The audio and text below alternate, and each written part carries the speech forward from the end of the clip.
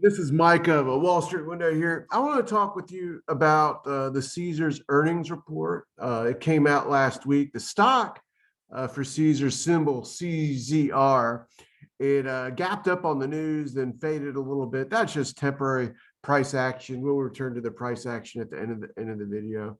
But the earnings report showed that Vegas, the strip, is booming. This is the release that the company put out with the numbers on it.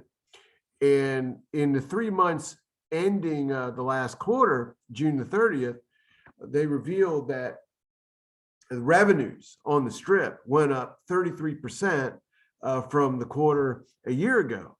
Now, regional revenues, and they got casinos all over the country, were down 4%. Slightly. They have a new division, Caesars Digital, which is involved in lots of this sports betting, and it's relatively new. It's up 30%, but the company has cut advertising. It was actually spending a huge amount of money last year on sports betting in certain markets, and they've cut that budget back dramatically, and other casino companies have done the same thing. So there's nothing unusual with that. However, when I drilled into the earnings report, one thing about it is their costs have gone up. Maybe that has to do with the inflation inflicting everything in the United States. And despite the boom on the strip, the company reported a net loss of 123 million. But you have to understand they're also investing and expanding. They're building more casinos and so forth. So that's not like an alarming thing. Overall, revenues were up. And I went and looked at the earnings call that the Caesars CEO and his team did with stock market analysts on the close. As soon as they reported the earnings, I got a transcript of it. And an interesting comment they made that I want to highlight it, and I want to point out to you what is going on the strip. The airplane flights prices have gone up dramatically, and in some ways it may be a little puzzling. The hotel rates have gone up. In fact, the Wall Street Journal did a story, I think it was in May. The headline was something like Las Vegas is gouging people. And what they were talking about was the price of the hotels, of food, everything was going up. And they were interviewing some CEO executives, and they said, look, people are coming back, and is in the market right now strong.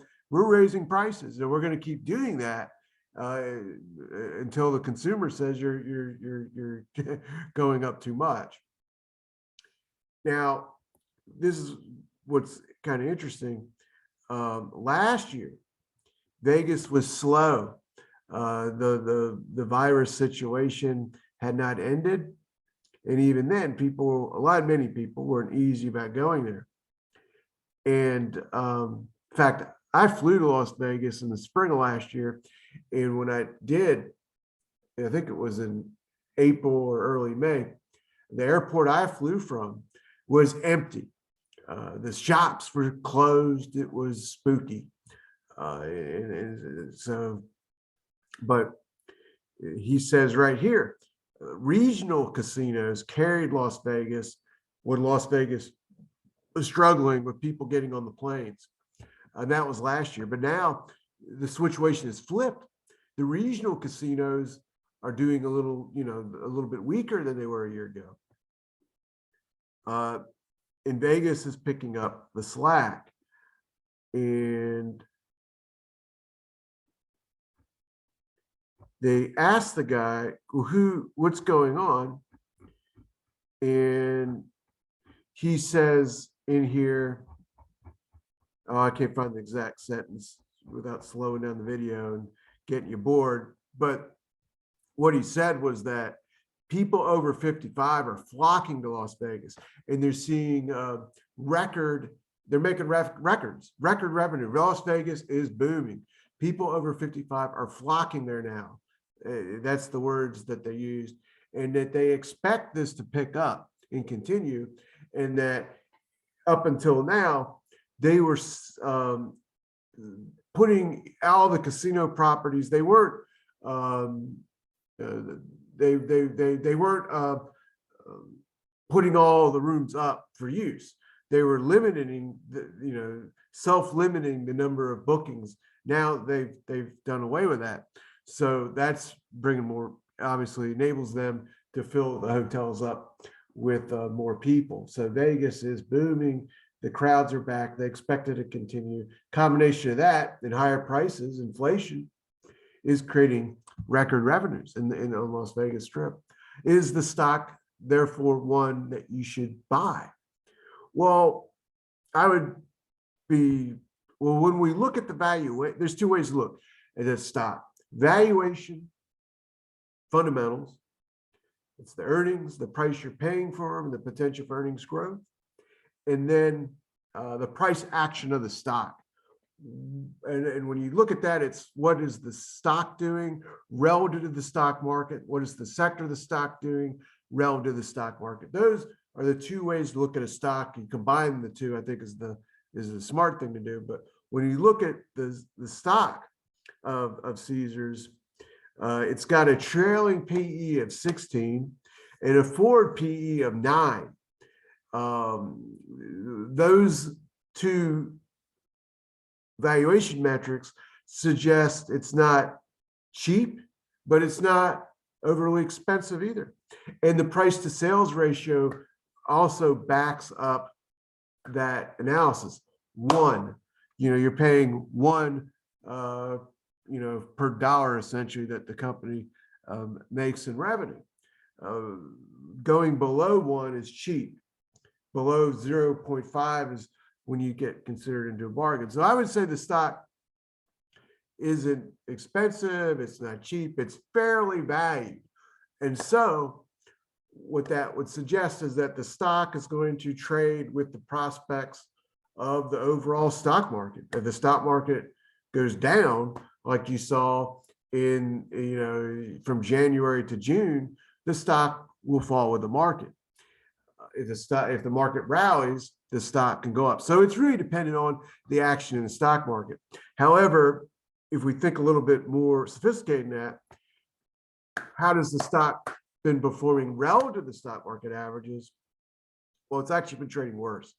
When the stock market was declining, the stock was falling worse than the stock market. This is CZR, and the metric on the bottom of the chart, CZR divided by SPX, that's S&P 500, that creates a relative strength ratio. When that ratio declines, the price is underperforming the stock market. When the ratio goes up, it's a stock that's doing better than the stock market. For example, Apple for years has been a great outperforming stock. Facebook for years was a great outperforming stock until really January. Now it's a horrible laggard, performing terrible. But it is to beat the market, you want to be in the stocks that are outperforming the market. That's the real trick and secret. And typically stocks, when they're in the same sector, they trade at a pack together. So the same thing is going on with Wynn, Las Vegas Sands, MGM, and the smaller companies too. So why is Caesars and the other casino stocks doing this? Well, they've done this in past times in which the U.S. stock market was declining more than just a few weeks in a bear market like 2008, because casino companies heavily go into debt, more so than most companies. To finance the construction of all these giant casinos. In fact, Caesars itself went bankrupt after 2008 and emerged out of bankruptcy, and you sold its real estate properties off. So that's a huge factor. And real estate interest rates have been rising this year. And when interest rates go up, that hurts companies that heavily go into debt or use financing activities. So that's been the story with the stock, and I don't think that's going to change. So I expect it to lag the stock market averages. At some point that will change, and at some point I don't have a position in the stock. I'm not long or short, but one day I would like to be an investor in it, because at some point these casino companies will end up paying, I believe, good dividends. They cut their dividends, in 2020. So I watch them, and interested to keep on track of what's going on. So if you like this video, I talk about all types of subjects, news, real estate. If you want more stock analysis, hit the like button. If you want to get, if you're new to the stuff I do on YouTube, and you want to get the next video, hit subscribe, hit the bell, and then YouTube will send you an alert as soon as this is up, and I'll be talking with you later.